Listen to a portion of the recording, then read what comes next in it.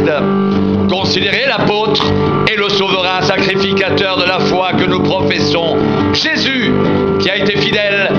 à celui qu'il a établi comme le fut Moïse dans toute sa maison. Car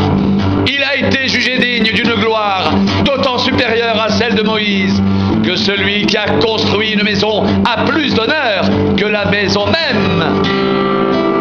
Or, chaque maison est construite par quelqu'un, mais celui qui a construit toutes choses, c'est Dieu. Pour Moïse, il a été fidèle dans toute la maison de Dieu, comme serviteur, pour rendre témoignage de ce qui devait être annoncé. Mais Christ,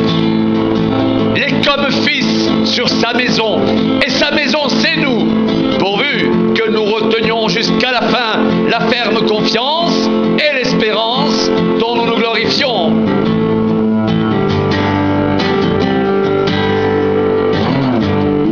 C'est pourquoi, selon ce que dit le Saint-Esprit, aujourd'hui, si vous entendez sa voix, n'endurcissez pas vos cœurs, comme lors de la révolte, le jour de la tentation dans le désert, où vos pères me tentèrent pour m'éprouver, et ils virent mes œuvres pendant 40 ans.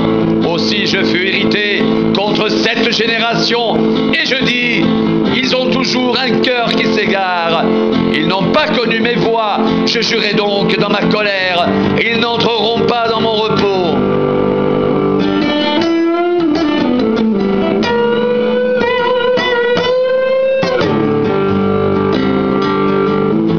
Prenez garde,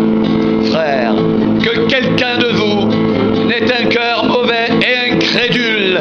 au point de se détourner du Dieu vivant, mais exhortez-vous les uns les autres chaque jour, aussi longtemps qu'on peut dire aujourd'hui, afin qu'aucun de vous ne s'endurcisse par la séduction du péché, car nous sommes devenus participants de Christ, pourvu que nous retenions fermement jusqu'à la fin l'assurance que nous avions au commencement, pendant qu'il est dit,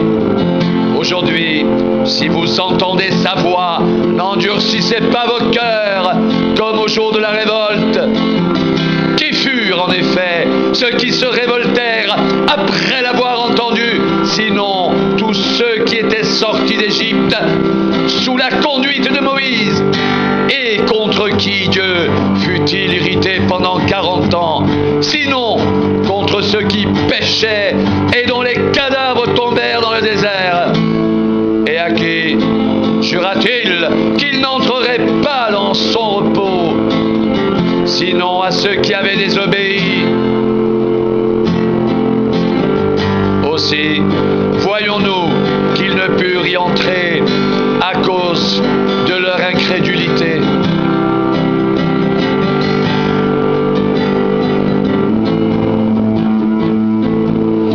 Prenez garde, frères,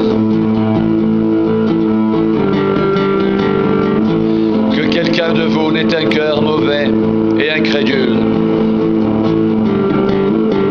au point de se détourner du Dieu vivant. Mais exhortez-vous les uns les autres chaque jour, aussi longtemps qu'on peut dire aujourd'hui, afin qu'aucun de vous ne s'endurcisse par la séduction du péché, car nous sommes devenus participants de Christ, pourvu que nous retenions fermement jusqu'à la fin l'assurance que nous avions au commencement, pendant qu'il est dit, aujourd'hui, si vous entendez sa voix, n'endurcissez pas votre cœur, comme lors de la révolte.